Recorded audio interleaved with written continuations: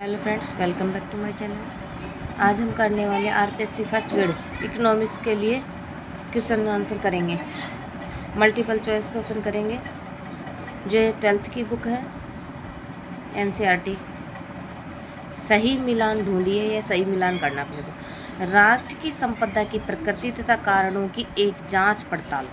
तो यह परिभाषा किसके द्वारा दी गई है? राष्ट्र की संपदा की प्रकृति तथा कारणों की एक जांच पड़ताल। तो ये एडम स्मिथ के द्वारा दी गई है। और धन विज्ञान, जो धन का वर्णन कर, धन संबंधी परिभाषा किसने दी है? एडम स्मिथ ने दी है। और अल्फ्रेड मार्शल ने तो दी है कल्याण संबंधी परिभाषाएं। और पीगू ने भी कल्याण संबंधी दिए। अर्थशास्त्र वह विज्ञान जो साध्यों तथा ऐसे सीमित साधनों के बीच संबंध के रूप में मानवीय व्यवहार का अध्ययन करता है जिनके वैकल्पिक उपयोग होते हैं। तो ये बिल्कुल सही है, क्योंकि ये रॉबिन्सन ने ही दिए। हमारी जांच का दायरा सामाजिक कल्याण के उस भाग तक सीमित होकर रह जाता है जिसका हम मुद्रा के मापांकन के पैमाने के संदर्भ में प्रत्यक्ष अप्रत्यक्ष लाया जा सकता है। तो ये परिभाषा ऐसी पीगू ने दी है। मुद्रा के संदर्भ में आर्थिक कल्याण के संबंध में मुद्रा के पैमाने से मुद्रा की जहाँ बात आ जाती है तो ऐसी पीगू ने इसकी परिभाषा दी थी। सीमितता या संकीर्णता का सिद्धांत मालदार विकसित देशों पर लागू नहीं होता, ये बिल्कुल गलत है। और केवल कम विकसित देशों पर ही लागू होता है, बिल्कुल ये भी सही नहीं है। बताता है कि उपभोक्ता की आवश्यकताएं एक सामाजिक तंत्र से संतुष्ट हो जाएंगे, बिल्कुल भी नहीं। संकीर्णता या सीमितता का सिद्धांत बताता है कि उपभोक्ता की आवश्यकताएं कभी पूरी नहीं हो सकती।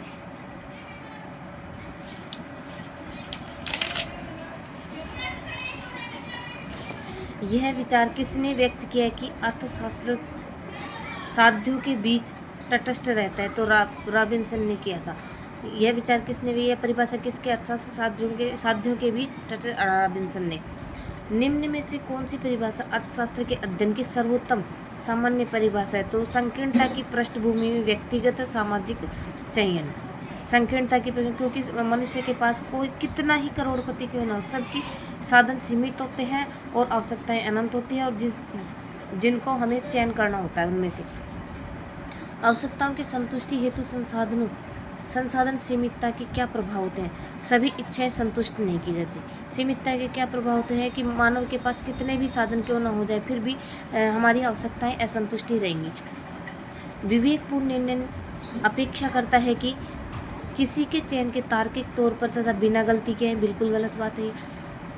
किसी के चयन उसके उद्देश्यों के साथ संगत होने चाहिए। जब भी हम कोई किसी चीज़ का चयन करते हैं तो हम सोच समझ कर करते हैं कि उसके उद्देश्य, जब हम किसी चीज़ को कब खरीदते हैं, कब उसका चयन करते हैं, जब हमें उसकी आवश्यकता होती है और उसके लिए हम खर्च करने के लिए तत्पर होते हैं, तो हमारे उद्देश्यों के संगत होने चाहिए।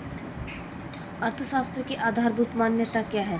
प्राकृतिक संसाधन सदैव ही सीमित होंगे।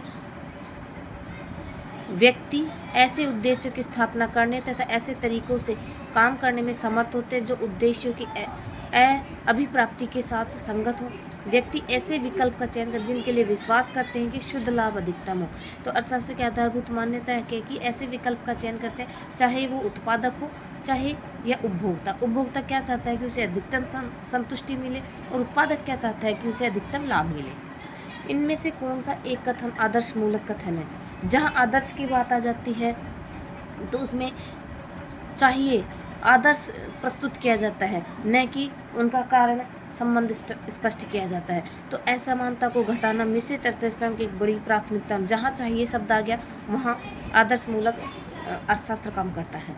निम्न में से कौन से कथनों को आप एक आदर्श मूलक कथन मानना चाहेंगे?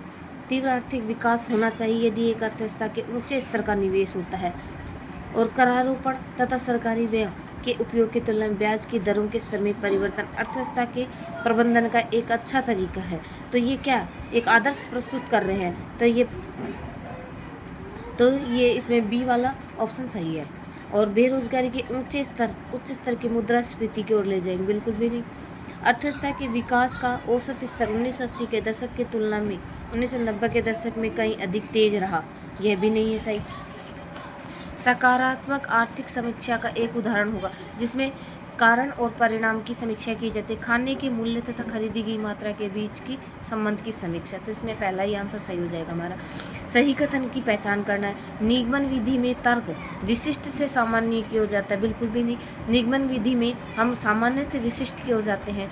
सूक्ष्म तथा व्यापक अर्थशास्त्र अंतर्निर्भर होते हैं, ये बिल्कुल बात सही है कि सूक्ष्म मैक्रो एंड माइक्रो इकोनॉमिक्स दोनों अंतर्निर्भर होते हैं। एक पूंजीवादी अर्थव्यवस्था में आर्थिक समस्याएं योजना आयोग के द्वारा हल की जाती है, नहीं, बिल्कुल भी नहीं। पूंजीवादी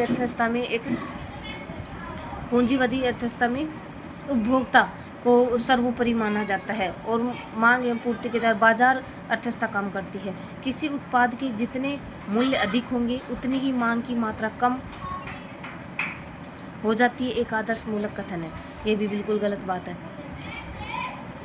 इस बात का अध्ययन कैसे कारपोरेट आयकर की दर में वृद्धियां राष्ट्रीय बेरोजगारी आयकर में की वृद्धियां राष्ट्रीय बेरोजगारी की दर को प्रभावित करेंगी। एक उदाहरण है, व्यापक अर्थशास्त्र का है,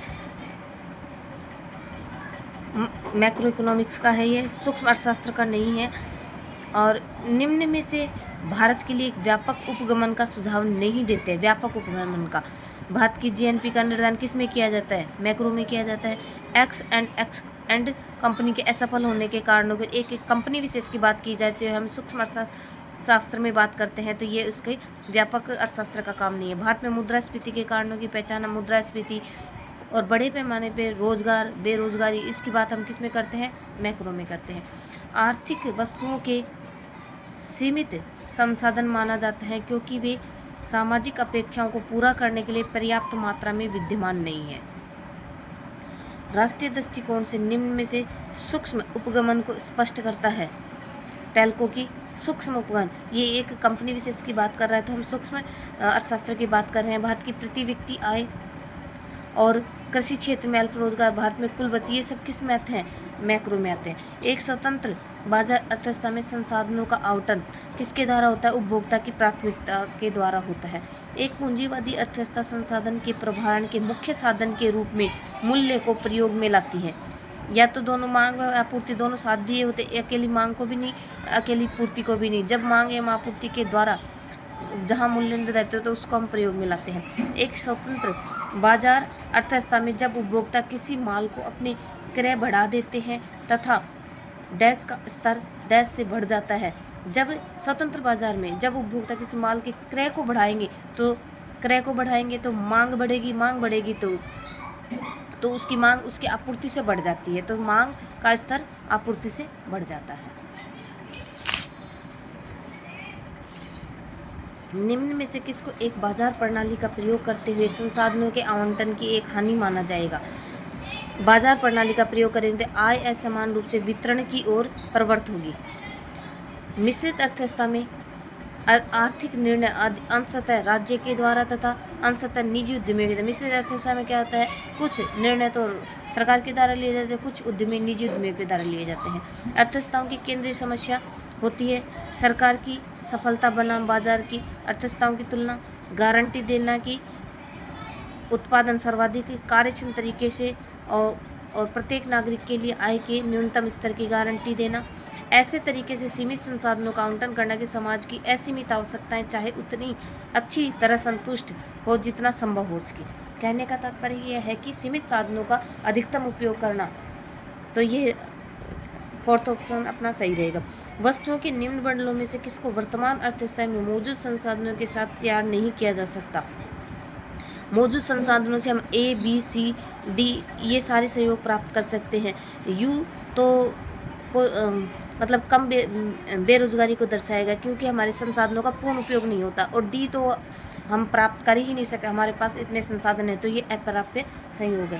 एक अर्थव्यवस्था उत्पादकीय कार्य क्षमता पा लेती है जब संसाधनों को उनके सर्वाधिक अत्यधिक मूल्यांकित उद्देश्यों में काम में लाया जाता है, सर्वोत्तम संसाधनों को खपाया जाता है, उत्पादित माल की कुल संख्या सर्वाधिक होती है, माल तथा सेवाओं की न्यूनतम लागत पैदा किया जाता है, किसी संसाधन को बर्बाद नहीं किया जाता। तो इसका आंसर फोर्थ रहेगा। अगर आपको क्वेश्चन पसंद आ रहे हैं ये, अगर आपको चाहते हैं कि इस बुक के जितने भी पीछे क्वेश्चन दिए हैं मैं आपको करवाऊँ, तो इस वीडियो को लाइक शेयर सब्सक्राइब जरूर करें। Thank you. इस वीडियो में इतने, नेक्स्ट वीडियो में हम पढ़ेंगे 24 क्वेश्चन से आगे की तरफ बढ़ेंगे। Thank you.